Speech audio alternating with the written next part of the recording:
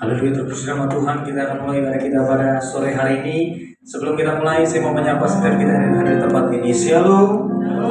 Sekali lagi dalam hati yang bersyukur dan sukacita. Shalom. Kita beri tepuk tangan yang meriah bagi Yesus Tuhan kita. Kita percaya Tuhan Yesus baik. Amin. Dahulu, sekarang, sampai selama-lamanya Dia tidak pernah berubah. Kasih setianya, rahmatnya selalu baru bagi setiap kita.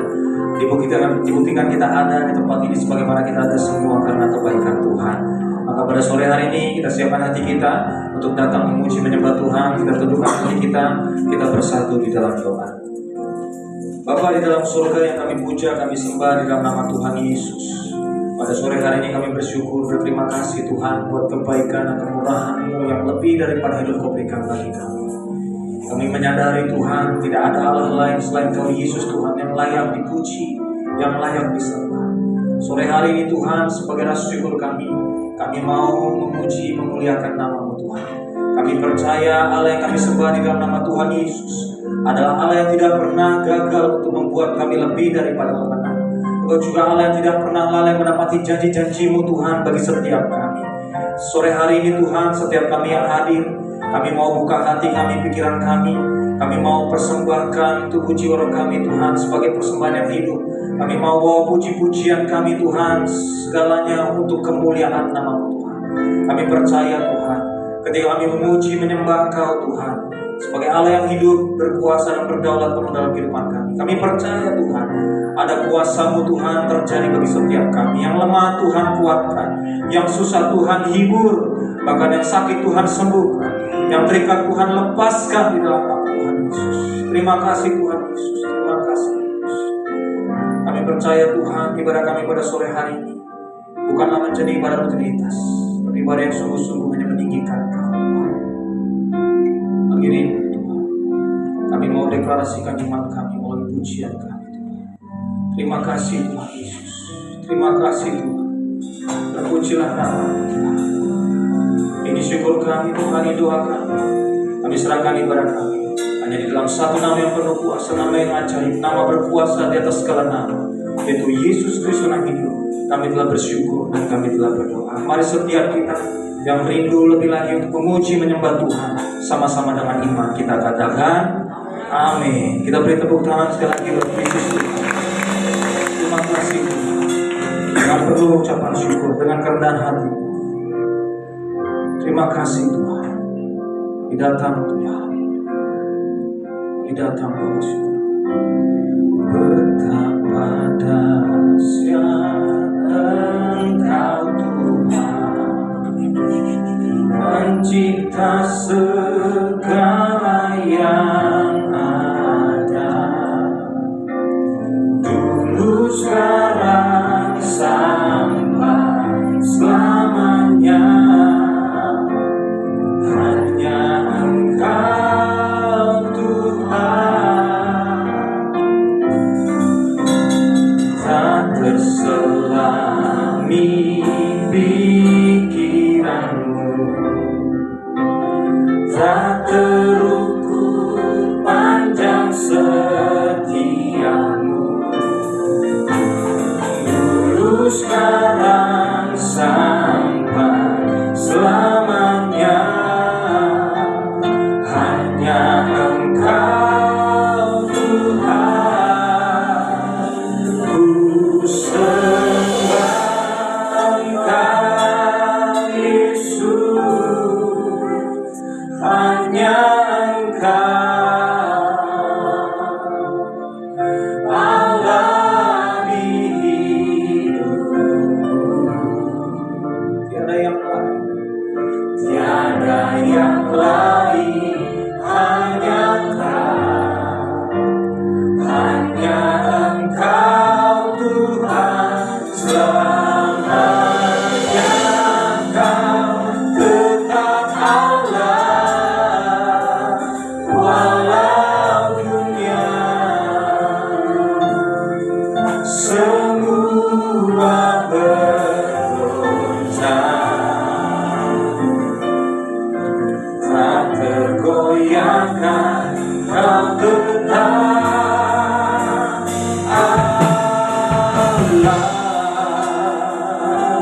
Kita beri kemuliaan bagi Yesus Tuhan kita bersama-sama. Kita membawa pujian yang lebih sungguh. Betapa dahsyat Kau Tuhan dalam kehidupan kami. Terima kasih Yesus.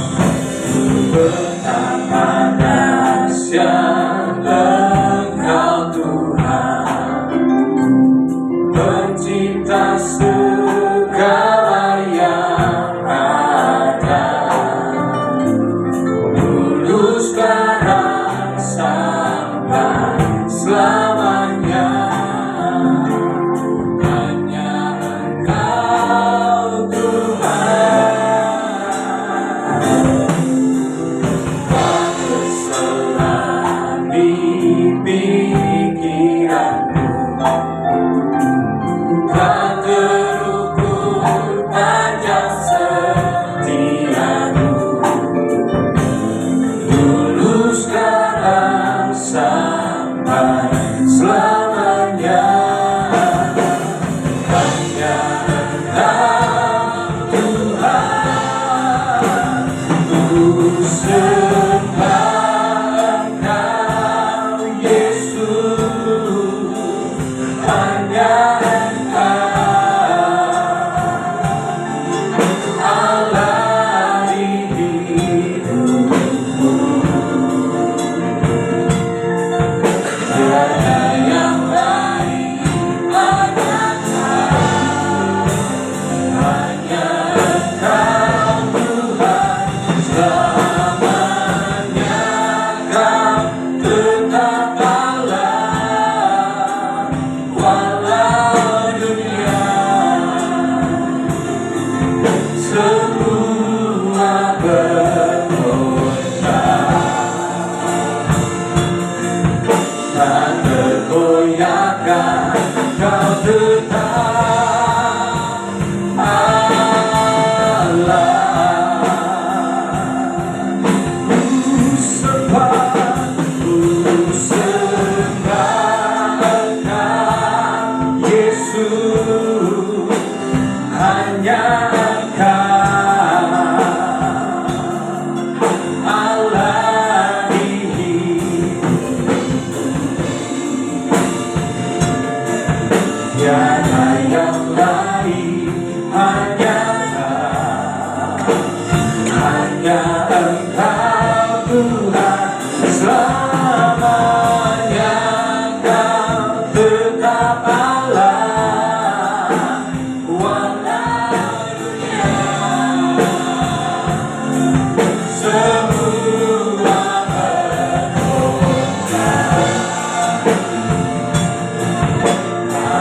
goyahkan Kau tetap Allah.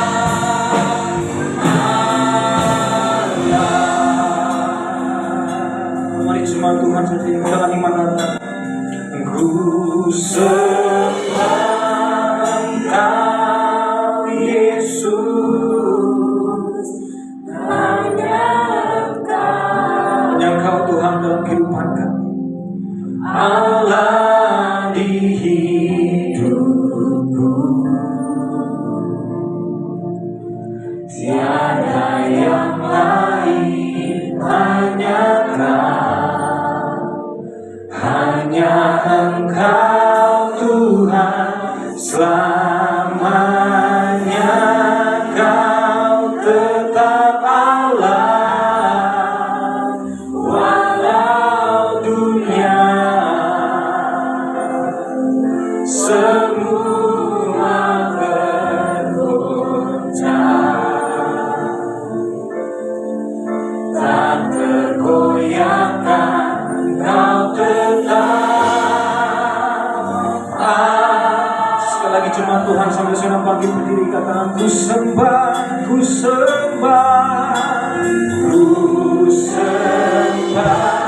Engkau Yesus. Hanya Engkau, apapun keadaan kami, apapun situasi kami Tuhan, melalui pujian ini kami naikkan di hadapan-Mu Tuhan.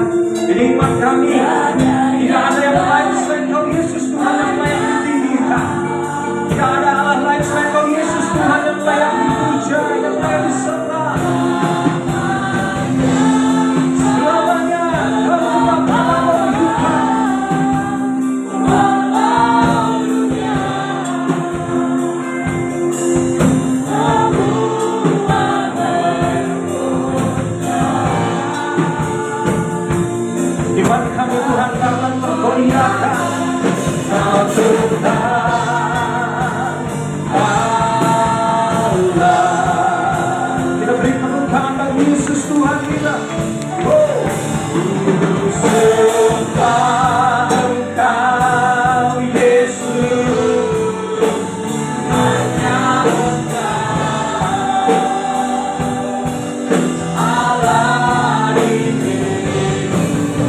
Tiada yang lain, tiada yang lain, hanya Kau, hanya Engkau Tuhan selamanya. Kau tetap Allah, walau dunia semua bergoncang, tak tergoyahkan Kau tetap, Kau tetap, Kau tetap Allah, Kau tetap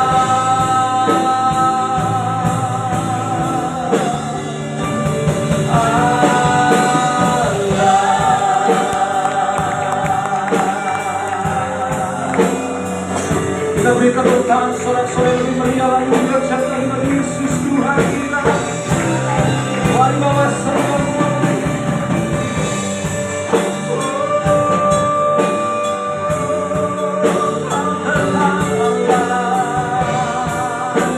hidup kami.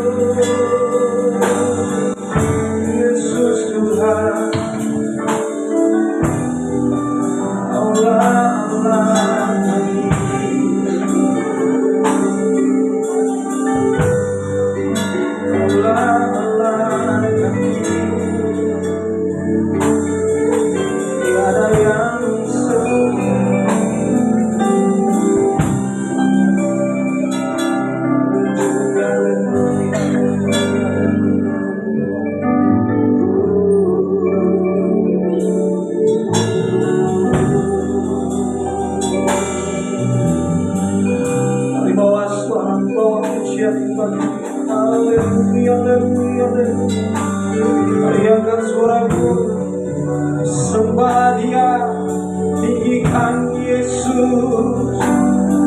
Haleluya.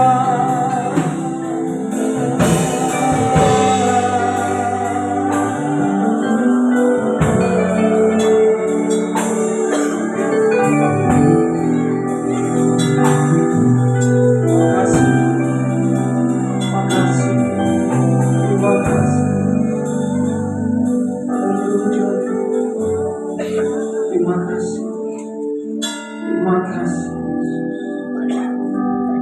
Walau dunia bergoncang, Kau tetap Allah dalam kehidupan. Apapun situasi keadaan kami, Kau tetap Tuhan. Terima kasih. muliakan nama. Terima kasih. Muliakan namamu Tuhan, mulia namamu Tuhan, namamu besar dan layak dipuji.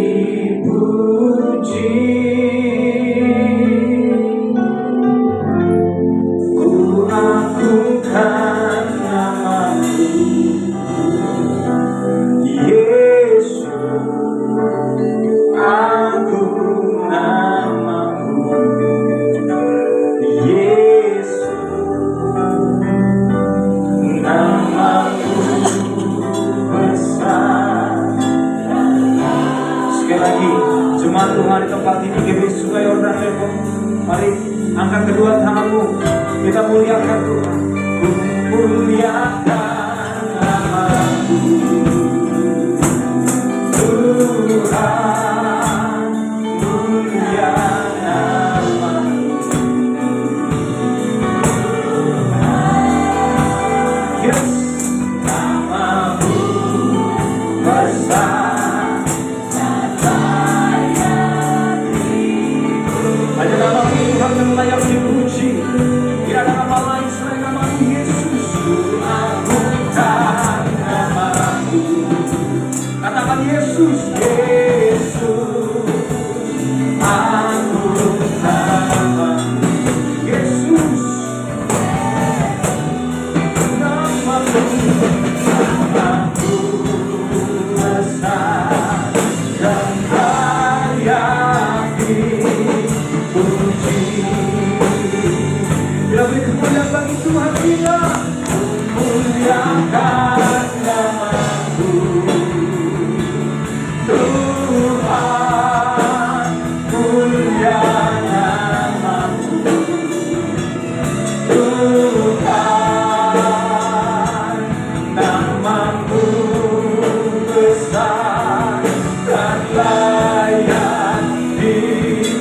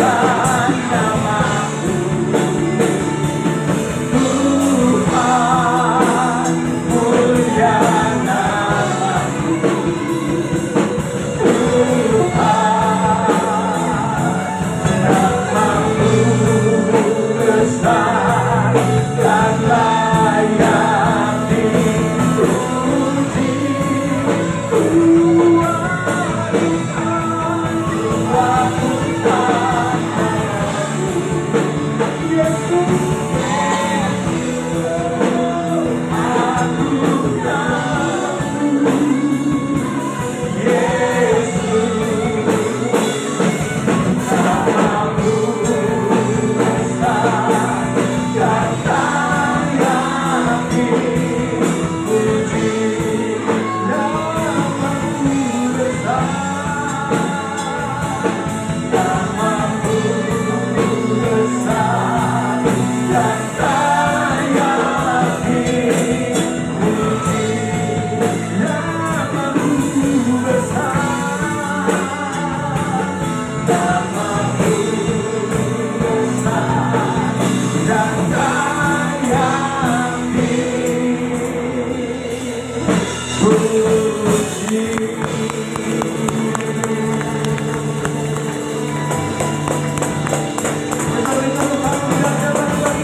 Tuhan kita. Sorakan haleluya. Haleluya. Terpujilah nama Tuhan, kekal sampai selama-lamanya. Kami bersyukur, kami percaya Tuhan Kau yang berdaulat atas kehidupan kami. Sore hari ini Kau bertata dan pujian kami Tuhan. Kami percaya Kau yang manifestasikan sukacitamu melimpah menjadi bagian setiap kami. Terpujilah namamu Tuhan. Hanya di dalam nama Tuhan Yesus kami telah bersyukur. Hanya di dalam nama Tuhan Yesus kami telah berdoa. Mari setiap umat Tuhan yang rindu lebih lagi untuk bersorak-sorai bertepuk tangan bagi Tuhan dengan iman kita katakan amin. Jika kita keberadaannya jumpai tangan kiri melihat 3 orang, berikan salaman nasib yang manis, katakan selamat hari Minggu Tuhan Yesus bersiap, Tuhan Yesus baik. Hey.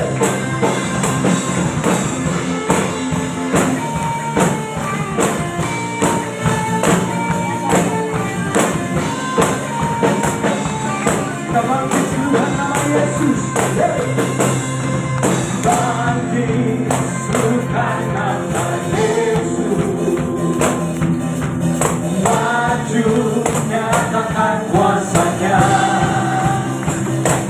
Kita buat hidup kalahkan itu dayanya dengan kuasa namanya.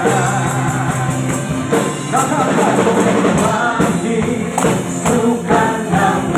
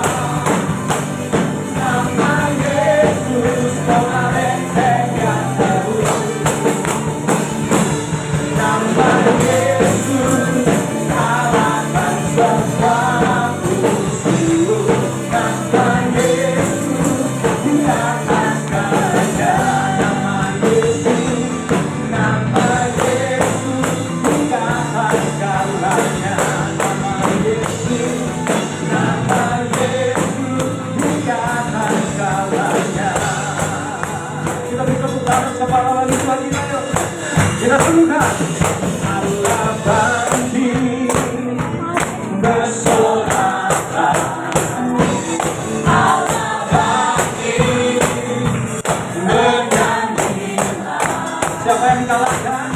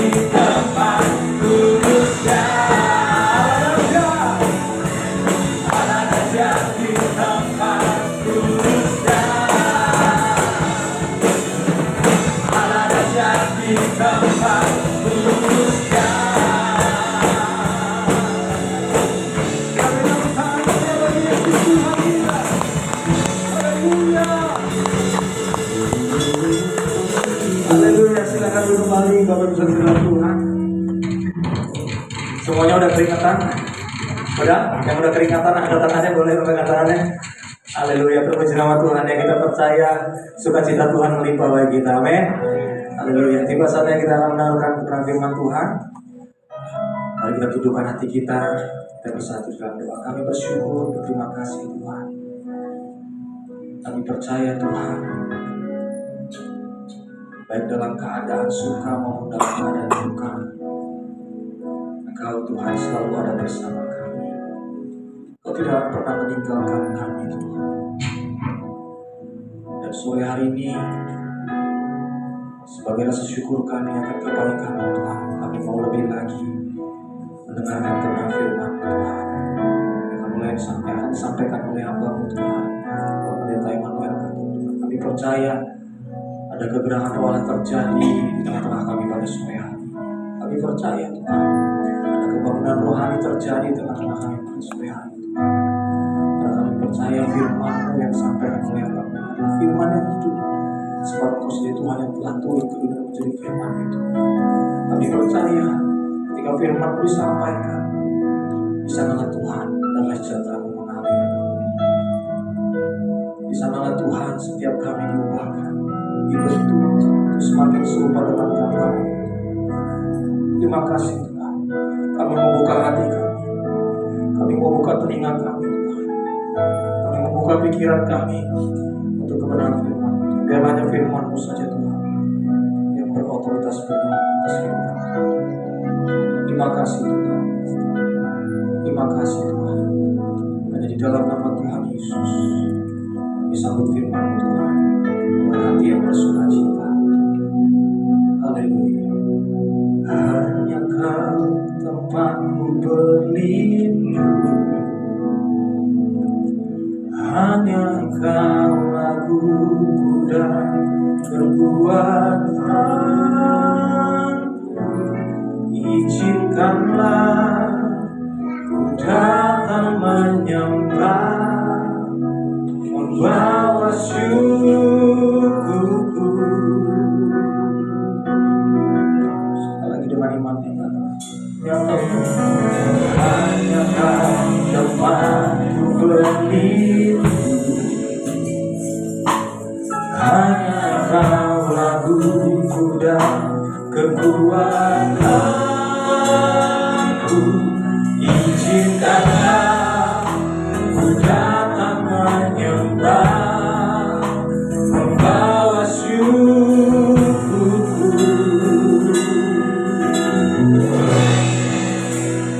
Sedalamnya hatiku Kau pun tahu, dan kasih-Mu tak jauh dalam jiwaku. Di dalam kesesakan, di dalam kemenangan, ku tahu Engkau selalu bersamaku.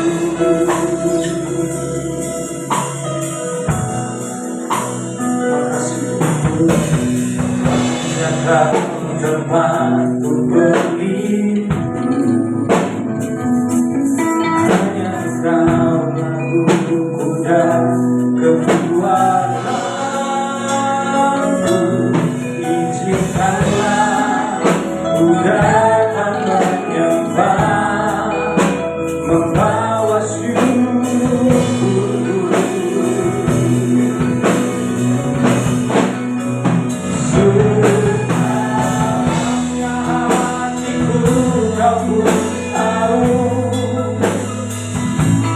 Dan kasih-Mu tak jauh dalam jiwaku.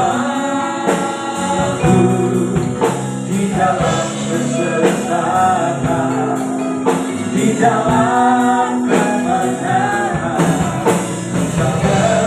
Kau selalu bersamaku. Sedalamnya hatiku Kau tahu, dan kasih-Mu tak jauh dalam. Mari jemaat Tuhan secara bangkit berdiri, kita akan sambut menang firman Tuhan sore hari ini.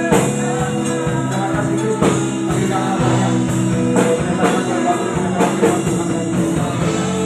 Kau selalu bersamaku. Sedalamnya hatiku Kau pun tahu, dan kasih-Mu tak jauh dalam jiwaku. Di dalam kesesakan, di dalam kemenangan, Kau selalu bersamaku. Sedalamnya hatiku Kau pun tahu, dan kasih-Mu tak jauh dalam jiwaku. Di dalam kesesakan, di dalam kemenangan, ku tahu Engkau selalu bersamaku.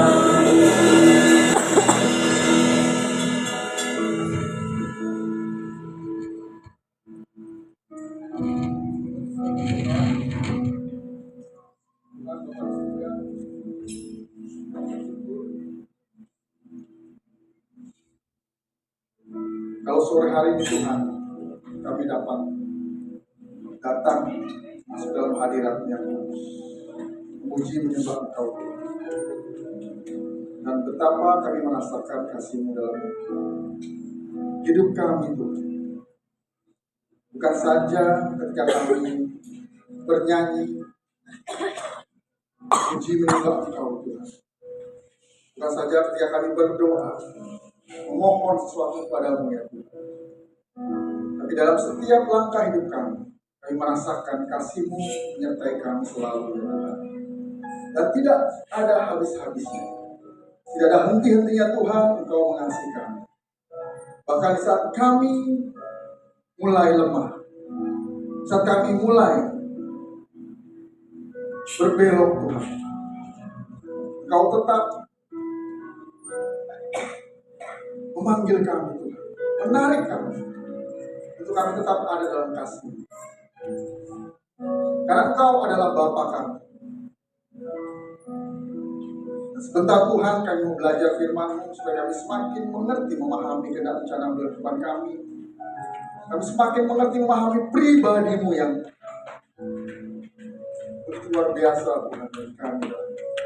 Berbicara pada kami. Kami siap diberkati, kami siap diteguhkan, dikuatkan, dipulihkan oleh firman-Mu. Karena kami hidup oleh karena firman-Mu Tuhan. Kami nama Yesus berdoa, haleluya, amin. Silakan duduk. Shalom Bapak Ibu, saudara yang terkasih. Hari ini hari ABRI ya, atau TNI ya, Tentara Nasional Indonesia. Ya, dari beberapa waktu ya, dari Jakarta di sini kedengeran nggak? Pesawat helikopter bolak-balik. Kedengeran? Latihan dan tadi juga ya. Puncaknya hari ini, hari peringatan Tentara Nasional Indonesia, dan tugas TNI adalah menjaga, melindungi keamanan dan kedaulatan bangsa kita. Dan terutama dalam hidup kita yang memberikan kita keamanan, memberikan kita rasa tenang, tentram oleh karena Tuhan. Karena Tuhan bukan saja menjadi pribadi yang rasanya jauh dari kita, tetapi Tuhan adalah pribadi yang sangat dekat dengan kita. Oleh karena itu, kita memanggil Allah adalah Bapa. Dan hari ini saya menyampaikan firman Tuhan dengan tema status sebagai anak. Ada banyak status sebagai anak di dunia ini. Pertama adalah anak kandung. Ya, ada status sebagai anak kandung. Kemudian ada status sebagai anak sambung atau anak tiri. Kemudian ada status sebagai anak yatim, anak piatu, anak yatim piatu. Ya. Terus kemudian ada status yang tidak enak sebagai anak haram. Tetapi atau anak angkat juga ada ya. Tapi hari ini saya nggak bicara tentang status itu. Tapi saya bicara status kita sebagai orang Kristen yang sudah percaya, sudah mengaku, menerima Kristus sebagai Tuhan. Kita adalah sebagai anak-anak Allah. Status kita.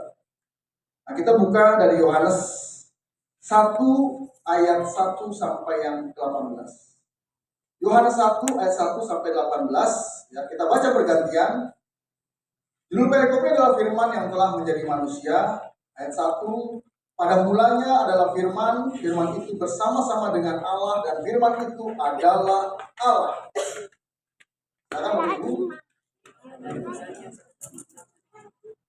Segala sesuatu dijadikan oleh Dia, dan tanpa Dia tidak ada sesuatu pun yang telah jadi dari segala yang telah dijadikan.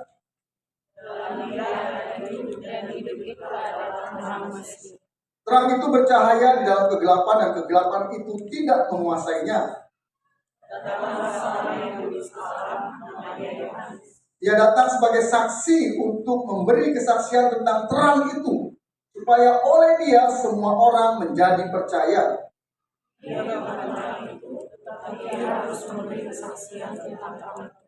Terang yang sesungguhnya yang menerangi setiap orang sedang datang ke dalam dunia.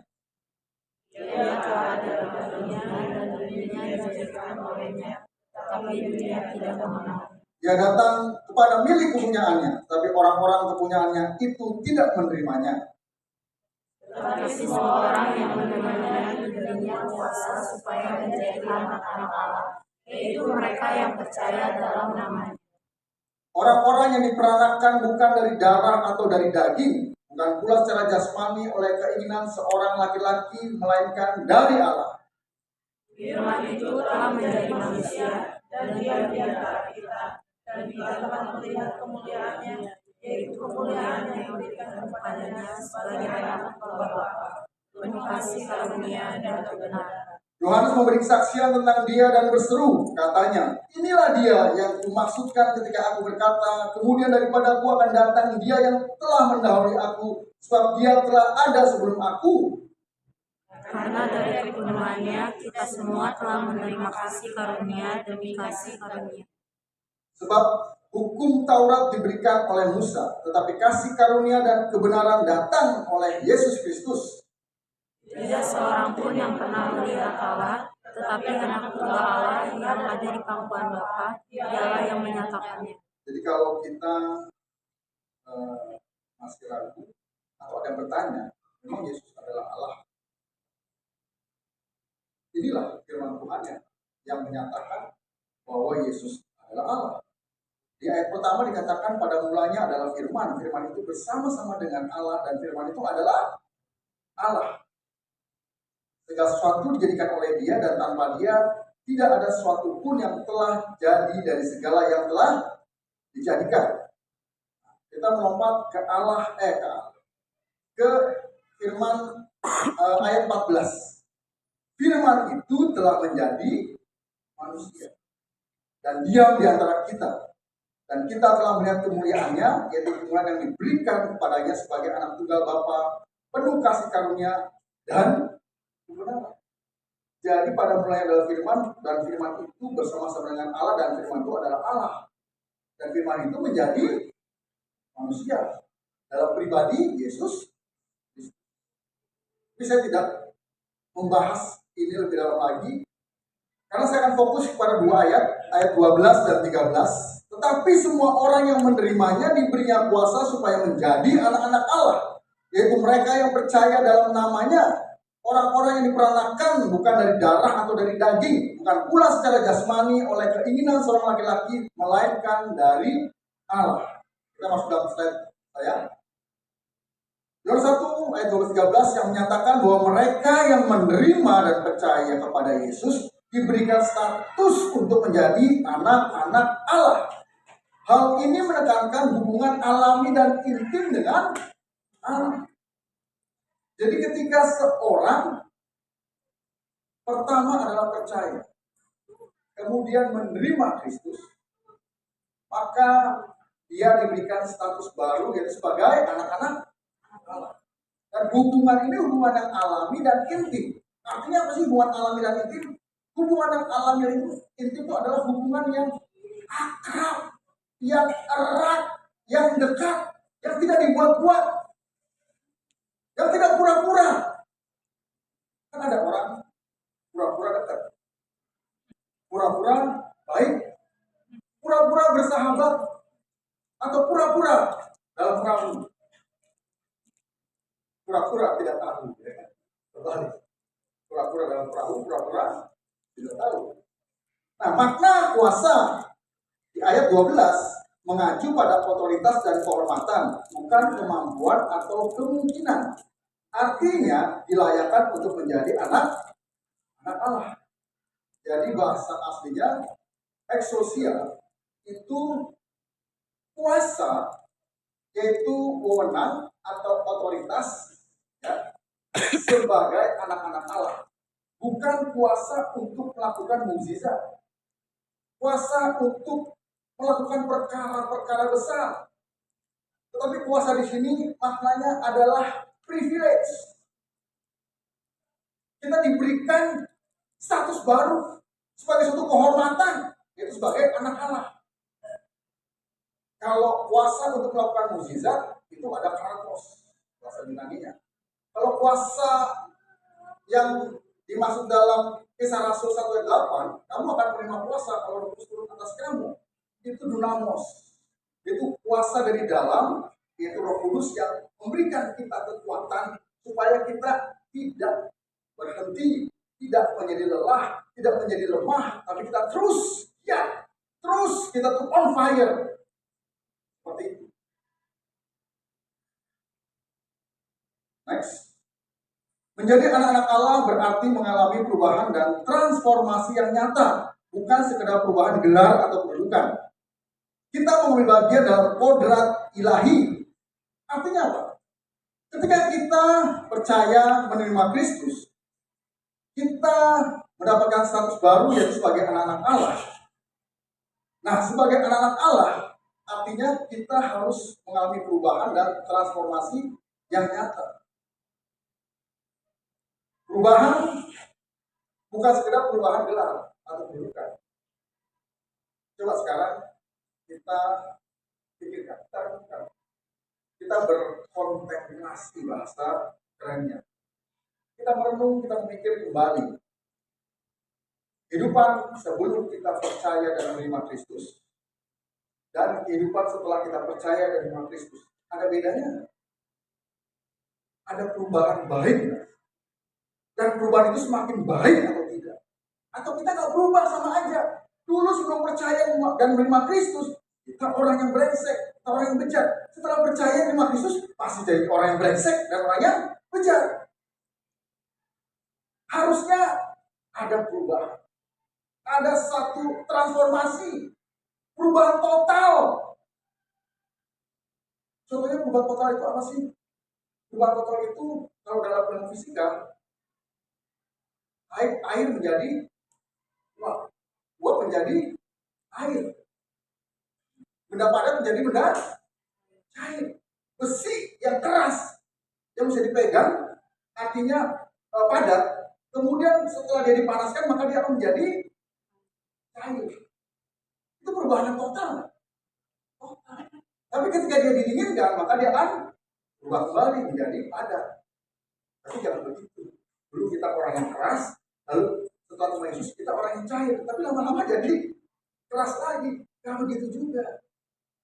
Perubahan total itu dari seekor ulat, lalu menjadi kepompong, lalu menjadi belalang kupu-kupu. Kok amen-amen jadinya. Jadi kupu-kupu dari ulat baik, dari seekor ulat jadi kupu-kupu. Ulat bisa terbang nggak? Gak bisa, jalannya kan gini-gini kan. Pelan. Dan setelah jadi kupu-kupu, dia bisa terbang karena punya sayap. Nah itu perubahan total. Nah, kita sebelum dan sesudah percaya dan menerima Kristus, ada nggak perubahan dalam kita? Perubahan ke arah yang baik ya. Apalagi ini, kita mengambil bagian dalam kodrat ilahi karena kita anak Allah. Allah punya kodrat ilahi. Apa sih kodrat ilahi? Kodrat ilahi adalah sifat ilahi. Sifat yang tidak dikuasai oleh daging, oleh hawa nafsu, oleh keinginan-keinginan yang tidak baik, oleh pikiran-pikiran yang jahat. Jadi kodrat ilahi itu adalah sifat Allah. Nah setelah kita menjadi anak Allah, kita mengambil bagian dalam kodrat ilahi. Tapi bukan berarti kita menjadi Allah, tapi kita menjadi anak Allah. Kita punya kodrat ilahi, yaitu sifat Allah dalam hidup kita. Pertanyaannya, kita punya sifat Allah nggak dalam hidup kita sekarang ini dan ke depan? Harusnya ada. Tidak semua orang secara alami adalah anak-anak Allah. Kita harus dilahirkan kembali melalui iman pada Kristus dan menjadi untuk menjadi anak-anak Allah. Ingat, setiap orang yang ada di dunia ini, setiap orang yang dilahirkan, mereka tidak otomatis menjadi anak Allah. Even dia ada di dalam keluarga Kristen. Orang ini secara pribadi harus percaya dan menerima Yesus. imannya bukan karena iman orang tua, karena orang tua saya Kristen, tapi dan orang saya Kristen loh. Tapi hidup saya kacau, berantakan. Tapi saya nggak percaya Yesus. Saya nggak sungguh-sungguh percaya Yesus. Saya nggak sungguh-sungguh hidup di dalam Kristus.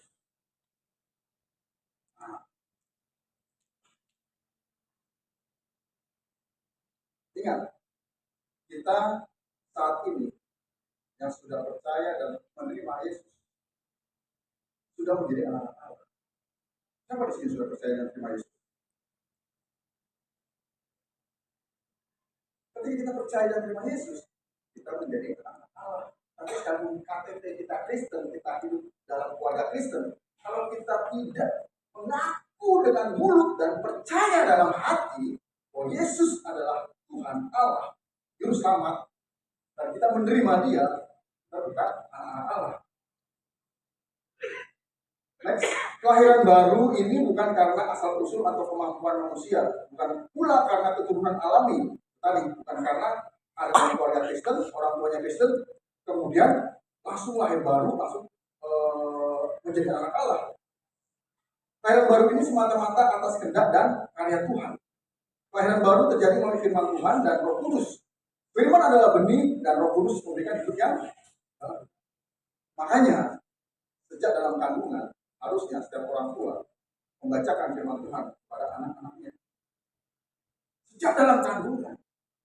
Daripada waktu dalam kandungan, ibunya setiap hari nyanyinya lagu apa ya? Korea, nontonnya drama Korea, kemudian joget-joget stage ya kan, dan segala macam gitu kan. Bacain firman. Apa? Saya aja jarang baca firman kan. Kenapa? Karena iman timbul dari pendengaran akan firman Allah. Baca firman tiap hari. Ketika kita baca firman, benih ilahi itu ditabur dalam hati kita, dalam pikiran kita. Terus ditabur. Ya akhirnya semakin bertumbuh.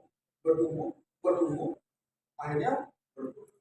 Kalau kita nggak pernah baca firman, benih itu nggak ada. Ya gimana kita mau bertumbuh? Ya gimana kita mau berbuah? Kalau kita nggak baca firman Tuhan, nggak mendengarkan firman Tuhan setiap hari, jangan cuma seminggu sekali di gereja lah. Itu pun juga lihat di depan, kan? Nah, ingat kelahiran kembali, ya, atau pertobatan seorang itu karena inisiatif Allah. Oleh karena kasih karunia Allah, kita menjadi percaya dan terima Yesus. Dan belum semua orang menerima kasih karunia Allah. Karena masih banyak orang-orang yang belum percaya dan terima Yesus. Artinya apa? Kita adalah orang-orang yang beruntung karena sudah lebih dahulu percaya dan terima Kristus. Bahkan sudah bertahun-tahun. Harusnya kita bersyukur. Dan rasa syukur itu kita implementasikan atau kita nyatakan lewat hidup yang berkualitas. Ada kodrat ilahi, ada sifat Allah. Next. Oke, kita seharusnya bersukacita dan bermegah dalam status istimewa yang luar biasa karena disebut anak Allah melalui Kristus. Kita harus menjalani kehidupan yang layak bagi panggilan dan kehormatan tinggi. Nah, next, point of view. Yang pertama, ya, point of view artinya itu poin utamanya ya, dalam ayat 12 dan 13 tadi. Yang pertama adalah penerimaan dan iman. Hal ini berbicara tentang dua tindakan penting, percaya dan menerima Yesus.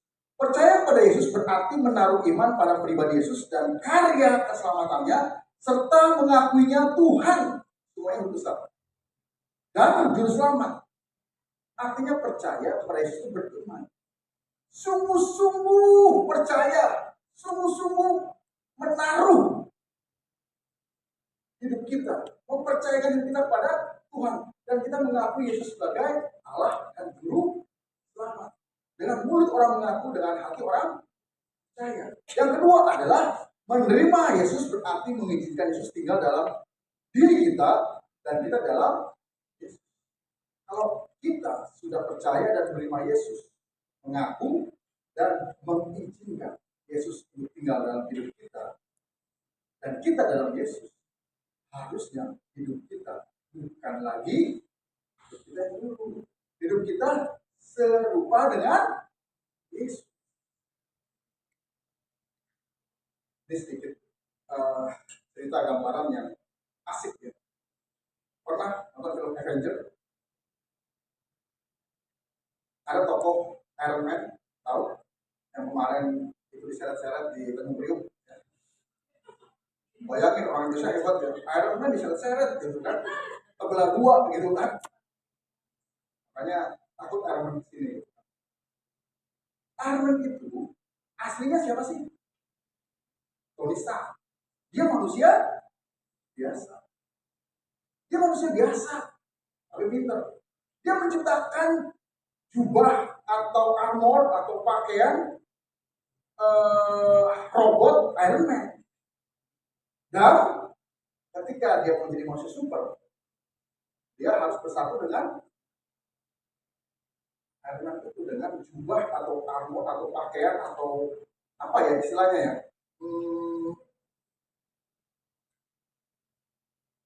robot Iron Man. Iron Man kalau nggak ada si Tony Stark itu cuma baju. Ketika bersatu, kemudian si Tony Stark dari manusia biasa jadi Iron Man, superhero. Dan Iron Man dari sebuah baju yang mati jadi hidup. Harus gambarnya. Ketika kita ada dalam Yesus dan Yesus dalam kita, wah, harusnya hidup kita bukan lagi sebagai manusia biasa, tapi manusia Kristus yang memiliki kodrat atau sifat ilahi. Next. Yang kedua, kuasa menjadi anak Allah. Hal ini menyatakan bahwa orang yang menerima Yesus diberi kuasa atau wewenang untuk menjadi anak Allah. Ini bukan sekedar klaim, tapi pemberian dari Allah. Klaim itu maksudnya begini. Kalau kita punya asuransi, di saat kita sakit, di saat kita kecelakaan, atau kehilangan motor, kehilangan mobil, atau kebakaran rumah, kita bisa klaim asuransi. Supaya apa? Supaya diganti. Kenapa kita bisa klaim? Karena setiap bulan kita bayar premi. Jadi kita berhak untuk klaim karena kita bayar premi. Tapi ingat, mengklaim sebagai anak Allah bukan karena kita bayar premi, bukan karena kita berbuat sesuatu, kita berjasa kepada Allah, lalu kita menjadi anak Allah. Bahkan di saat kita masih berdosa dan di saat kita jahat, justru Tuhan yang datang kepada kita. Untuk apa? Mengangkat kita jadi anak Allah. Jadi klaim itu bukan karena kita berjasa, tapi karena kasih karunia Tuhan. Makanya jangan ada orang yang sombong, yang merasa hebat, merasa bangga, tapi merasa terhormat oleh karena karunia Allah. Bahkan begini gambarannya, kita ini seperti seorang budak yang dijual di pasar budak, dimasukin kerangkeng. Lalu kemudian datang seorang tuan yang kaya raya. Tuan itu milih, ini budak-budak semua nih, saya beli. Berapa harganya? Berapapun harganya saya bayar. Dibayarlah budak-budak ini yang dijual di pasar budak dengan harga lunas. Lalu budak-budak ini dibawa pulang oleh orang kaya itu, oleh tuan itu. Tetapi di rumah tuan itu yang begitu megah, budak-budak tadi tidak dijadikan budak. Tapi apa? Kasih pakaian bagus-bagus, kasih cincin sebagai materai, kasih kasut, kemudian dijadikan anak-anak. Makan sama-sama dengan tuan itu, tinggal sama-sama, ngobrol dengan santai, dengan akrab. Dan ketika tuannya mau meninggalkan dunia, budak-budak tadi yang sebagai anak dapat warisan. Itu gambaran kasih karunia, dan itulah kita. Kenapa? Karena kita dulu adalah budak dosa, tetapi Yesus sudah membayar lunas harganya. Dan kita bukan jadikan budak, tapi dijadikan sebagai anak. Maka kita harus bersyukur. Next. Berikutnya status baru. Menjadi anak Allah adalah status baru yang diberikan kepada orang percaya. Bukan sesuatu yang diperoleh secara alami. Tadi, langsung lahir, kita langsung anak Allah. Ini adalah anugerah yang diberikan melalui iman kepada Yesus. Makanya orang tua tadi wajib mendidik, mengajar anak-anak yang dalam takut akan Allah, menasihati anaknya dalam firman Allah, sehingga anak-anak yang tumbuh besar menjadi anak yang takut akan Tuhan, percaya dan menerima Yesus. Sehingga akhirnya orang tuanya mewarisi iman pada anak-anaknya. Bukan orang tuanya baik, tapi anak-anaknya brengsek, bejat. Orang tua gak pernah didik. Atau orang tuanya brengsek, bejat, ya anaknya juga brengsek dan bejat. Seperti itu. Next. Berikutnya adalah perbedaan dengan pencipta atau penciptaan. Meskipun Allah adalah pencipta semua orang, tidak semua orang adalah anak-anak Allah. Status anak Allah diperoleh melalui hubungan pribadi dengan Yesus. Next. Implikasi menjadi anak Allah. Implikasi adalah konsekuensi menjadi anak Allah. Yaitu apa? Menjadi anak Allah memiliki implikasi atau konsekuensi dalam kehidupan orang percaya, termasuk tanggung jawab untuk mencerminkan karakter Allah dalam kehidupan mereka. Artinya begini, kalau kita sekarang adalah anak Allah, konsekuensinya adalah kita harus hidup sama seperti Yesus. Kita harus mempunyai kodrat ilahi, yaitu sifat ilahi, sifat Allah dalam hidup. Kita nggak lagi hidup sembarangan. Makanya orang yang sudah percaya terima Yesus hidup dalam kodrat ilahi, dia tidak lagi bernafsu untuk berbuat dosa, berbuat jahat. Tidak lagi gampang untuk berbuat jahat, tidak lagi gampang untuk berbuat dosa. Kalau kita masih gampang berbuat jahat, berbuat dosa, dipertanyakan apa kita benar-benar anak Allah. Next. Nah, sebelum ini saya jelaskan. Sejarah Alkitab mencatat bahwa pada masa perjanjian lama, orang-orang Israel sudah disebut sebagai Bani Israel. Bani Israel artinya mereka adalah anak-anak Allah atau anak-anak Yahweh. Karena bangsa Israel adalah bangsa pilihan Tuhan. Bangsa pilihan Tuhan bukan karena bangsa Israel sudah baik, bangsa Israel sudah sempurna, bangsa Israel sudah taat kepada Allah, bukan. Tetapi adalah hak prerogatif Allah untuk memilih bangsa Israel menjadi bangsa pilihan sebagai prototipe, contoh bagi bangsa-bangsa lain. Makanya bangsa Israel mendapat kasih karunia untuk menjadi bangsa pilihan dan mendapatkan status anak-anak Allah atau anak-anak Yahweh. Tetapi dalam perjanjian lama kalau kita baca sampai kitab Maleakhi, bangsa Israel tegar tengkuk, bangsa Israel tidak mau taat kepada Allah, bahkan bangsa Israel berontak kepada Allah dan mereka gagal menjadi anak-anak Allah. Akibatnya apa? Akibatnya bukan Tuhan meninggalkan bangsa Israel. Memang Tuhan telah diam selama 400 tahun setelah perjanjian lama. Masuk dalam perjanjian baru. Tetapi begini, ketika masuk dalam perjanjian baru, Allah sendiri hadir ke dunia ini dalam rupa manusia. Nanti kita Natalan nih, tanggal 21 Desember, hari Minggu, jam 10. Tahun ini kita Natalan gabung, kita kroksi sama-sama. Oke. Nah, kalau kita baca peristiwa, ketika para malaikat mereka semua berdiri di depan gembala-gembala, ya, yang sudah menggembalakan, tenang, dan mereka sedang istirahat. Ingat ya, perkataan malaikat itu. Nah, sekolah sekolah itu harus tahu. Dan yang kita sudah setiap tahun main Natal pasti tahu, karena selalu ada drama-drama yang seperti itu.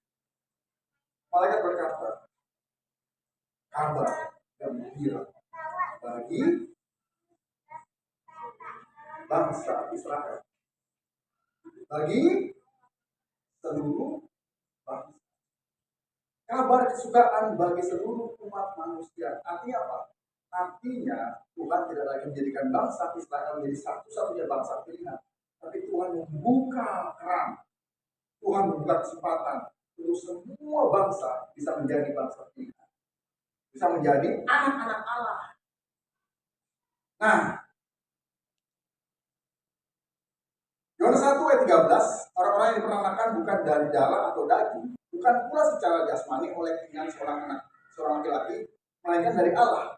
Dalam bagian ini sangat menekankan bahwa regenerasi atau keturunan demi keturunan, anak cucu cicit sampai seterusnya adalah tindakan Allah, adalah inisiatif Allah, bukan saja karena keinginan seorang laki-laki. Di sini bicara tentang Allah yang berinisiatif. Artinya apa? Tidak satu pun orang yang lahir di dunia ini tanpa pengetahuan Allah, tanpa kehendak dan rencana Allah. Setiap orang yang lahir di dunia ini sekalipun, maaf saya katakan status anak haram, itu atas izin Allah. Kalau Allah nggak mengizinkan, bisa lahir nggak? Bisa manusia nggak? Nggak bisa. Jadi artinya apa? Setiap kita yang lahir di dunia ini harusnya bersyukur. Kenapa? Karena ada rencana Allah dalam hidup kita masing-masing. Suatu ketika saya praktek konseling, waktu saya ambil S2 pastoral, kami mengkonseling beberapa anak-anak mahasiswa. Ya, tentunya junior lah. Terus saya mengkonseling satu orang anak perempuan.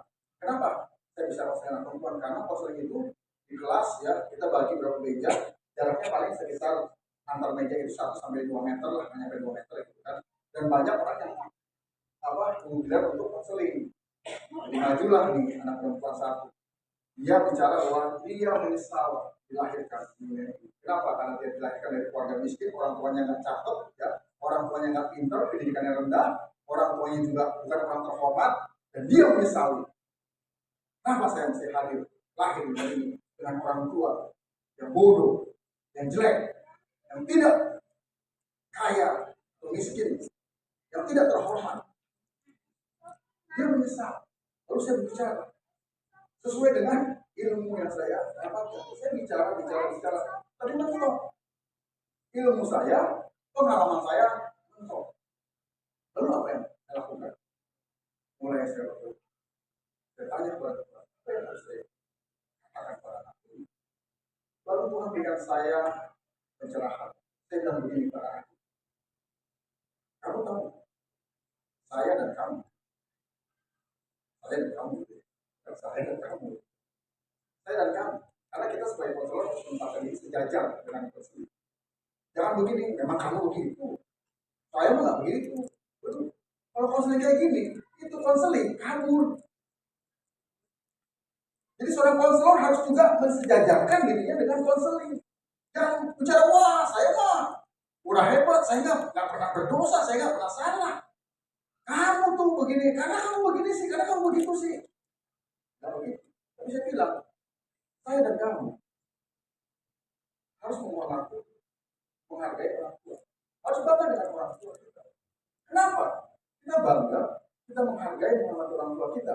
Bukan karena orang tua kita kaya, bukan karena orang tua kita ganteng, cantik, bukan karena orang tua kita pintar, bukan karena orang tua kita terhormat, bukan karena orang tua kita hebat. Tapi kita menghargai, menghormati, bangga kepada orang tua kita. Karena Tuhan pakai orang tua kita untuk kita ada di dunia ini. Sehingga apa? Intinya, Tuhan punya rencana. Dan Tuhan pakai orang tua kita. Untuk apa kita ada di dunia? Untuk kita menggenapi rencana Tuhan yang begitu luar biasa dalam hidup kita. Akhirnya hari ini kelihatan senang. Dan mungkin pas pulang dia akan sujud ke orang tuanya.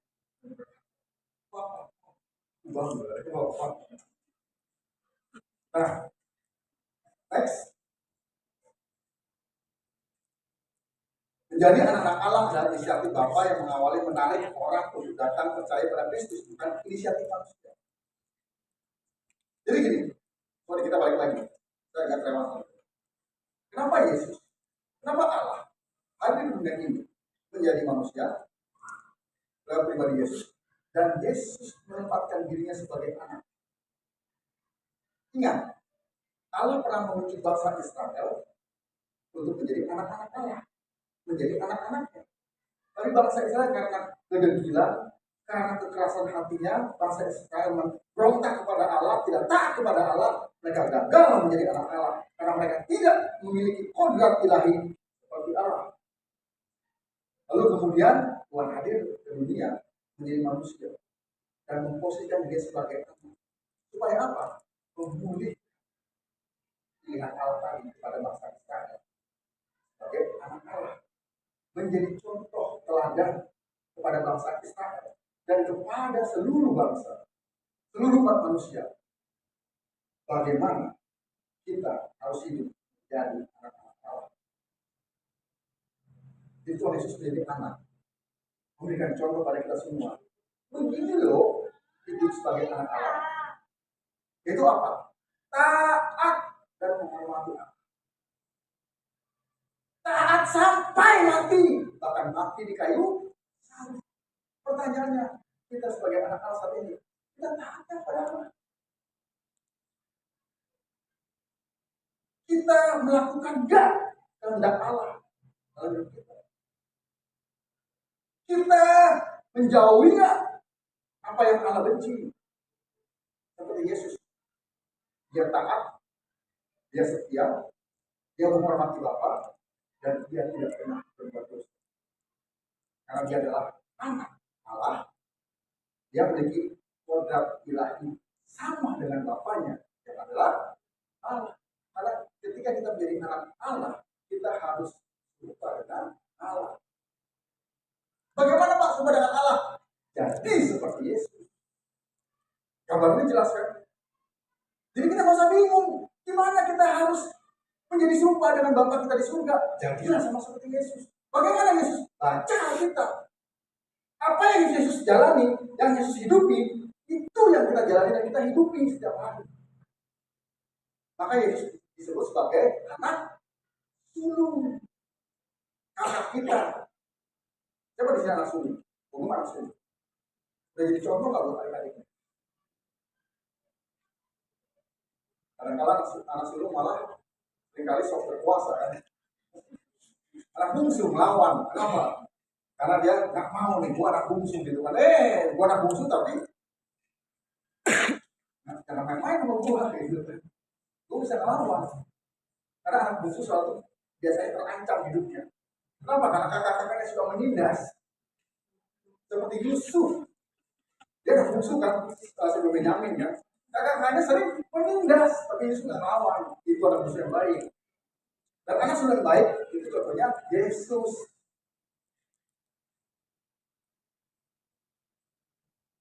Maka menjadi ayah yang baik. Ini saya tambahkan ya, karena saya di BSK, Bapak sepanjang kehidupan. Menjadi ayah yang baik dalam hal ini adalah juga ayah yang memiliki inisiatif. Karena Allah sebagai Bapak kita, dia punya inisiatif apa? Menciptakan kita, menyiapkan segala sesuatunya, memelihara kita, melindungi kita, menuntun kita, sampai supaya kita menjadi seperti yang apa sudah dia rencanakan. Itu Allah berinisiatif. Nah sekarang kita sebagai orang tua, ketemu bapak, mikirin gak anak kita, ini gimana anak kita nanti nih, kebutuhannya bagaimana, masa depannya bagaimana, hidupnya sehari bagaimana, makan, minum, pakaian, tempat tinggal, dan juga sekolahnya, pendidikannya bagaimana. Orang tua harus berinisiatif. Inilah yang disebut sebagai maskulinitas menurut konsep Alkitab. Next. Seorang ayah terhadap anaknya adalah maskulin karena dia ditaati oleh anak-anaknya. Tetapi seorang ayah terhadap Kristus, terhadap Allah adalah feminin. Kenapa? Karena dia taat kepada Kristus. Seorang ayah bukan cuma hanya maskulin, tapi juga feminin. Ketika dia berhadapan dengan istri dan anak-anaknya, seorang suami, seorang ayah, dia maskulin. Posisinya maskulin. Tapi ketika dia datang kepada Allah, pada Tuhan dalam Yesus Kristus, dia feminin. Apa? Dia hanya taat kepada Allah. Makanya hai istri-istri, hai anak-anak, taatlah kepada suamimu, taatlah kepada Bapa. Seorang istri harus feminin di hadapan suami. Seorang anak juga harus tunduk, harus feminin di hadapan bapaknya. Jangan kebalik. Istri malah maskulin, suami malah feminin. Suami diatur oleh istri. Makanya ada sinetron suami-suami takut. Itu penggambaran jelas tuh. Masa kini banyak suami takut istri. Aduh, suami gak bisa ngatur istri. Kenapa? Karena istrinya tidak tunduk, tidak hormat kepada suami. Kenapa? Karena suami tidak berperan. Dia tidak berinisiatif seperti Allah. Dia punya rencana dan dia menyiapkan segala sesuatunya supaya istri dan anaknya hidupnya terjamin. Next. Demikian pula seorang ibu atau seorang istri bukan cuma punya femininitas, tapi juga maskulinitas. Artinya apa? Waktu seorang ibu berotoritas terhadap anaknya, artinya dia berperan maskulin karena posisinya di atas. Tapi terhadap suaminya, dia berperan feminim. Kenapa? Karena belajar taat pada suaminya.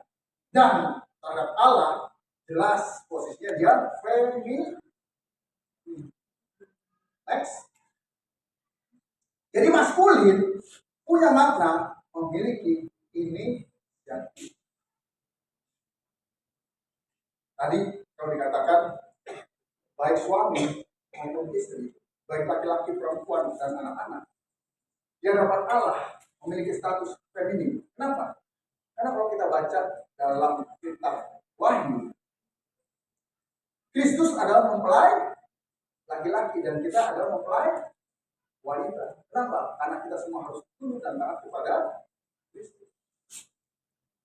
Orang tua yang tidak ada inisiatif terhadap anaknya atau suami yang tidak ada inisiatif terhadap istrinya hanya responsif, tidak proaktif, hanya apa lawannya proaktif, reaktif. Istri ngomong-ngomong dulu, baru suami bertindak. Anak ngoceh-ngoceh dulu, baru bapaknya bertindak. Gak pernah punya inisiatif. Itu menggambarkan seorang suami dan seorang orang tua yang tidak baik. Dalam relasi dengan anak, harusnya orang tua inisiatif dan anak responsif. Di hadapan Tuhan, orang tua responsif terhadap inisiatif Tuhan. Ngerti ya sekarang yang posisi anaknya? Kita sebagai anak, kita harus tunduk taat kepada Allah. Kita harus merespon kepada Allah. Bukan kita berinisiatif kepada Allah. Contohnya begini, dalam doa kita seringkali salah berdoa. Tuhan, kita menyuruh Tuhan. Tuhan jagain, Tuhan lindungi, Tuhan saya mau begini, mau begitu. Tuhan harus sertai, Tuhan harus berkati. Saya harus berhasil Tuhan. Begini-gini kamu tahu. Kalau saya gagal, saya akan marah kepada Tuhan. Itu namanya kita maskulin kepada Tuhan. Karena kita sebagai anak, kita harus tunduk dan taat kepada Allah. Next. Kesimpulan yang pertama. Next. Tidak semua orang adalah anak. Hanya orang yang percaya dan menerima Kristus dan memiliki kodrat ilahi. Itu yang disebut sebagai anak-anak Allah. Makanya coba renungkan, pikirkan kembali. Kita sudah berlaku sebagai anak-anak Allah. Yang pertama percaya dan menerima. Yang kedua next. Status sebagai anak Allah diperoleh ketika seseorang percaya dan menerima Yesus Kristus sebagai Tuhan dan Juru Selamat. Next. Menjadi anak Allah memiliki hubungan yang alami dan intim kepada Allah sebagai Bapa. Jadi hubungannya alami intim. Jangan merasa, waduh kita berdoa, Tuhan saya memasuki tahta-Mu yang kudus, yang menjauh di sana. Oke, kita menghormati Allah, tapi kita sebagai anak, kita akan. Makanya begini, ketika saya berdoa pada Tuhan, saya nggak lagi doa mengerang-ngerang, saya nggak lagi berdoa teriak-teriak, berdoa keras-keras, tapi saya cuma curhat sama Tuhan. Tuhan tahu Tuhan, saya sedang mengalami ini. Tuhan tahu gereja sedang mengalami ini. Tuhan tahu ini, kita lebih tahu Tuhan. What must I do? Apa yang harus saya lakukan? Lalu Tuhan memberikan cara. Tuhan memberitahukan kepada kita apa yang harus kita lakukan, kita kerjakan. Dan itu yang kita lakukan. Next. Menjadi anak Allah bukan hanya status, tapi tanggung jawab untuk menjadi sama dengan Allah sebagai Bapa. Dalam kasih, kekudusan, dan kesucian. Like father, like kids. Bukan son, kalau saya kan pernah mati kan. Like father, like kids. Artinya apa? Sebagaimana Bapak, begitulah anak-anak. Baik anak laki maupun anak perempuan. Karena Bapak kita adalah Bapak ini. Oh, ya. Next. Nah ini, ketika saya menuliskan bagian ini, saya menangis. Kenapa? Karena ini. Sebagai anak kita pasti dipelihara dan diperhatikan. Jadi kita jangan pernah khawatir atas hidup kita. Karena kita percaya sepenuhnya pada pemeliharaan dan perhatian dari Allah sebagai Bapa. Dan saya sering mengalami ketika saya mentok, ketika saya tidak lagi sanggup, ketika saya mengalami pergumulan masalah yang berat, dan saya datang kepada Tuhan, Tuhan memberi bantuan, pertolongan, dan pertolongan Tuhan, bantuan Tuhan tidak pernah terlambat. Banyak hal yang sudah saya alami. Ketika kemarin kami saya sharing dengan salah satu pekerja, dia mengalami burnout. Jangan lupa, saya capek Pak. Saya capek bekerja, saya capek melayani. Boleh nggak kalau saya itu lepas jabatan? Aduh Pak, saya udah nggak sanggup lagi lah, banyak masalah yang dihadapi. Saya berkata begini, justru ketika kita melakukan kehendak Allah, ketika kita setia dan taat kepada Allah, ketika kita pun mengalami masalah yang sepertinya berat dan nggak sanggup kita lakukan, kita atasi, justru setelah kita melihat pertolongan Allah, justru disitu kita membuktikan bahwa Allah ada, karena Allah sanggup menolong. Dan saya sudah mengalami banyak hal, dari masalah hubungan, masalah pelayanan, masalah keuangan, masalah apapun yang saya hadapi ketika saya taat dan setia pada Allah. Hal yang tidak pernah saya pikirkan, hal yang di luar kemampuan saya, Allah bisa kerjakan dan dihadapi. Makanya saya tidak pernah merasa khawatir atas diri saya. Saya tidak merasa khawatir atas pelayanan saya. Saya tidak pernah merasa khawatir atas gereja yang saya gembalakan. Saya tidak pernah merasa khawatir atas apapun yang menyangkut hidup saya. Karena saya yakin kemuliaan Tuhan. Kenapa? Karena saya menyadari saya adalah anak. Dan Allah adalah Bapak saya. Wah, Bapak yang maha kaya. Bapak yang maha tahu. Bapak yang maha kuasa. Kalau dulu saya dengan Bapak saya percaya pada Bapak saya. Saya mengalami menjadi anak dari seorang bapak yang keras tapi perhatian. Saya percaya pada bapak saya, makanya saya hubungan saya baik dengan bapak saya. Ketika bapak saya sakit, bapak saya bilang, aduh kayaknya waktu bapak udah gak lama lagi. Bapak saya pernah bilang, dia rasa sakitnya belum periksa sakitnya apa. Tapi dia bilang, bapak belum pernah sakit seperti ini yang harus tidur terus. Lemas bawaannya. Bapak saya bilang, kayaknya bapak udah gak lama lagi. Dan saya datang, saya ceritakan firman Tuhan. Saya beritakan firman Tuhan. Terakhir, saya ajak bapak saya berdoa. Bapak saya pernah berdoa. Tapi saya ajak lagi berdoa untuk menyerahkan hidupnya, percaya, dan menerima Yesus. Bapak saya kan masih Katolik, saya masih Katolik. Katolik juga ada kok terima Yesus, gitu lah. Tapi saya meyakini dan satu hal yang belum pernah saya lakukan. Karena bapak saya keras, saya juga keras. Itu apa? Saya perlu bapak saya cium di dalam. Kalau saya ngomong, kenapa? Karena saya kaget. Gue yang keras. Bisa perlu saat terakhir bapak saya kan terus jadi periksa bapak saya siosis, dokter bilang umurnya 6 bulan, tapi puji Tuhan sampai 8 bulan. Dan di saat terakhir sebulan sebelum saya meninggal, bapak saya pengen pulang ke kampung halaman, dan kami pergi bersama keluarga dengan ibu saya, kakak saya, adik saya, keluarga. Dan malam itu kami makan gudeg di rumah makan namanya Adem Ayem di Solo, terkenal di Solo.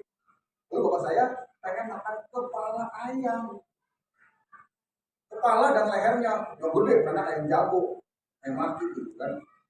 Nah, ibu saya melarang, kakak saya, adik saya melarang, nggak boleh, nanti perutnya nggak enak, nanti begini, nanti begitu, nanti begini, nanti begitu. Lalu bapak saya ngadu saya, lalu sudah apa? Ya udah pesen. Satu Pak ya, kita pesen satu. Saya lihat ke ibu saya, kakak saya, bilang, kenapa? Karena umurnya, dokter bilang nggak lama lagi kan. Terus apa yang terjadi? Ketika datang itu kepala ayam, bapak saya senang. Dan ketika dia makan, cuma sedikit, kalau dia taruh. Ibu saya dan kakak saya banyak. Lalu bapak saya bilang gini, bapak mau jalan-jalan. Lalu saya kan bapak saya digusur. Saya mau jalan, yang lain tinggal di restoran, saya mau jalan bapak saya. Bapak mau ke Geladak. Geladak itu gerbang keraton. Dari Adem Ayam ke gerbang keraton kurang lebih 2-3 kilo. Saya jalan dengan bapak saya di pinggir jalan lampian. Lalu bapak saya mulai cerita, dulu bapak di sini begini, dulu di sekolah bapak di sini, dulu begini, bapak gini apa. Lalu kemudian bapak bilang, balik deh, kami balik lagi. Bapak saya cerita lagi. Tidak banget sama saya. Kemudian bapak saya, dan saya merasakan pemeliharaan, perlindungan, juga apa namanya didikan dari bapak saya. Itu bapak di mana bapak di sudah lebih sempurna. Makanya kita jangan pernah khawatir karena kita adalah anak. Makanya pada bapak ngadu pada bapak kita, pasti bapak kita akan terus mengaku, bukan mengaku, bukan memerintah, bukan marah-marah, tapi ngadu sebagai anak pada bapak. Percaya deh, kita akan melihat, saudara akan melihat pertolongan Tuhan. Amin. Saudara, mari kita angkat kepala dan kita berdoa. Tuhan Bapa di surga, kami bersyukur untuk firman yang sudah mengingatkan kami kembali akan hubungan kami, status kami di hadapan Engkau ya Tuhan. Kami sebagai anak dan Engkau sebagai Bapa. Dan kami yakin percaya Engkau Tuhan yang pasti memelihara, pasti menyediakan apa yang kami butuhkan. Dan Engkau yang menjaga kami, Engkau yang melindungi kami, Engkau yang membela kami Tuhan. Selama kami taat, kami setia kepada Engkau ya Tuhan. Dan selama kami ada di dalam naungan Engkau ya Tuhan, di dalam jalan-jalan Tuhan, selama kami berjalan bersama dengan Tuhan, maka hidup kami pasti akan terjaga. Bahkan ketika kami pun harus mengalami masalah, Tuhan akan membukakan jalan. Bahkan ketika tidak ada jalan, kami tetap taat setia. Karena sesungguhnya hidup kami bukan untuk di dunia ini, tapi dunia yang akan datang. Terima kasih Tuhan, Kau sudah menunjukkan kasih-Mu. Kau sudah memberikan contoh dan teladan bagaimana kami harus hidup menjadi anak melalui Tuhan kami Yesus Kristus. Ajar kami Tuhan, berikan kami kemampuan, kekuatan, kecakapan, hikmat untuk kami bisa menjadi serupa segambar dengan Yesus. Jika kami menjadi anak-anak Allah, anak-anak-Mu yang taat dan setia. Terima kasih Tuhan. Dan sebentar Tuhan, kami mau menerima perjalanan tulus dari Engkau. Kami berdoa untuk roti dan anggur di hadapan kami Tuhan.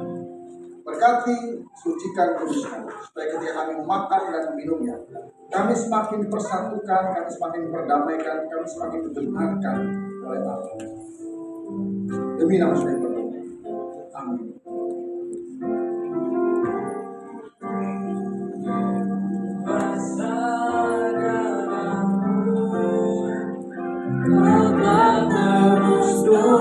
Dosaku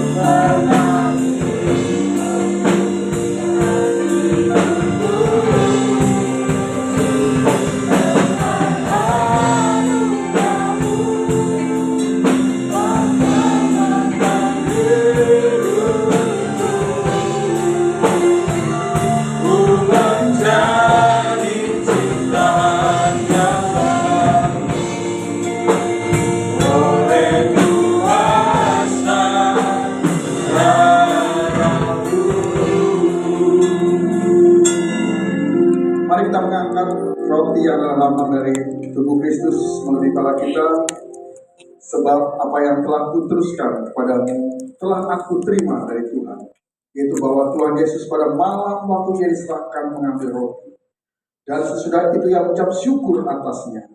Ia memecah-mecahkannya dan berkata, inilah tubuhku yang diserahkan bagi kamu.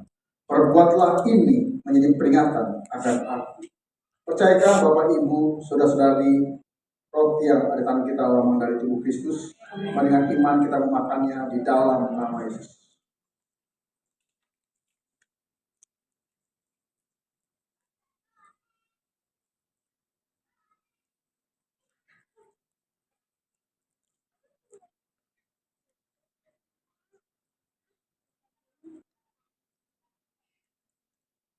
Mari kita mengangkat anggur yang lambang dari darah Kristus melalui kepala kita.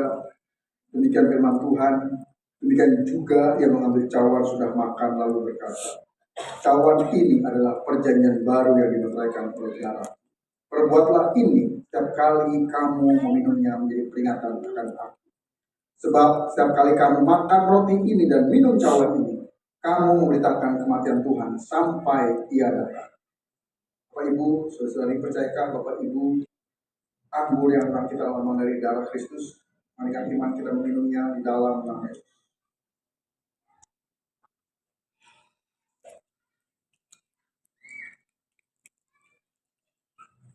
Mari kita bersyukur kepada Tuhan.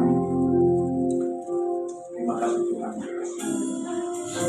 Terima kasih untuk karya salib yang membuktikan betapa besarnya kasih-Mu bagi kami, sehingga Engkau bukan hanya menebus dosa-dosa kami, Engkau bukan hanya membayar lunas hutang dosa kami ya Tuhan, tapi Engkau mendamaikan kami, Engkau membenarkan kami di hadapan Allah, dan bahkan kami menerima satu baru menjadi anak-anak Allah, sama seperti Kristus adalah anak.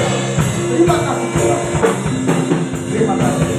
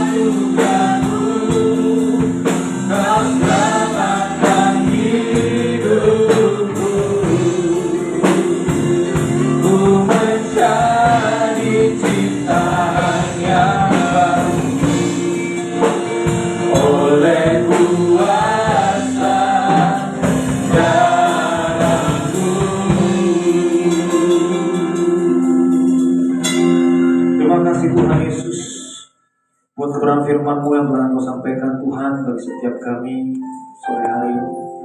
Biarlah Roh Kudus mematahkan firman itu tetap tinggal di dalam kami dan memampukan kami untuk melakukannya. Kami percaya ketika kami melakukan firman-Mu Tuhan, itulah pujian sejati kami naikkan kepada-Mu. Kami juga bersyukur kami dapat itu Tuhan dalam sakramen perjamuan kudus. Kami percaya Tuhan Engkau yang ada dalam kami dan Engkau yang memampukan kami Tuhan untuk kami semakin melekat dengan Engkau Tuhan, menghidupi status kami sebagai anak-anak-Mu Tuhan. Terima kasih Tuhan Yesus, dan sebagai rasa syukur kami juga Tuhan lebih lagi atas kebaikan-Mu yang telah Kau nyatakan di sepanjang kehidupan kami.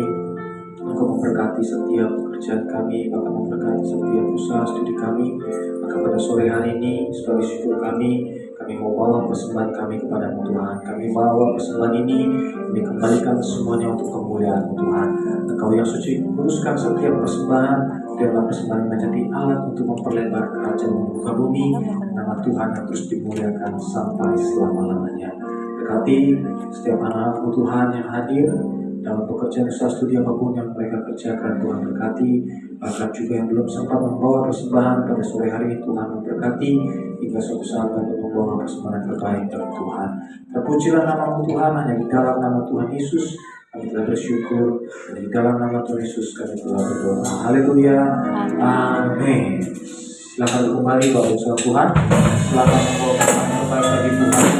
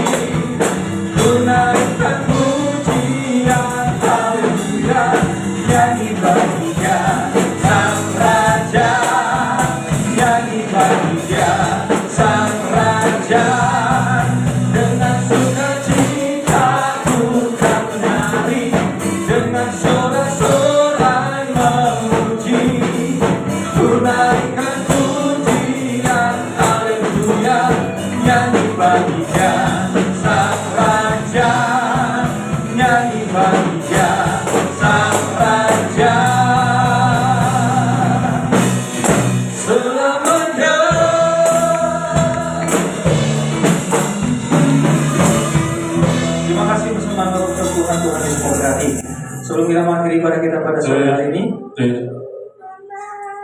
kita akan ada satu pengumuman yang akan saya sampaikan sore hari ini. Seperti biasa hari Sabtu akan diadakan ibadah Youth and Peace. Ya, saya mau bersama dengan rekan-rekan tempat ini mengajak setiap anak muda dan remaja itu bergabung dalam ibadah Youth and Peace setiap hari Sabtu pada pukul 17.00 waktu Indonesia Barat. Saya mau lihat setiap anak muda yang hadir, boleh angkat tangannya dong. Ya, bahkan yang baru mungkin ada yang baru hadir juga, kami mengundang untuk bersama-sama bergabung ya dalam ibadah Youth and Peace setiap hari Sabtu pukul 17.00 waktu Indonesia Barat. Nanti untuk tempatnya diinformasikan di grup yang sudah ada. Itu saja pengumuman dari kami. Tuhan Yesus memberkati. Mari setiap umat Tuhan saya makin berdiri, kita akan akhiri pada sore hari ini.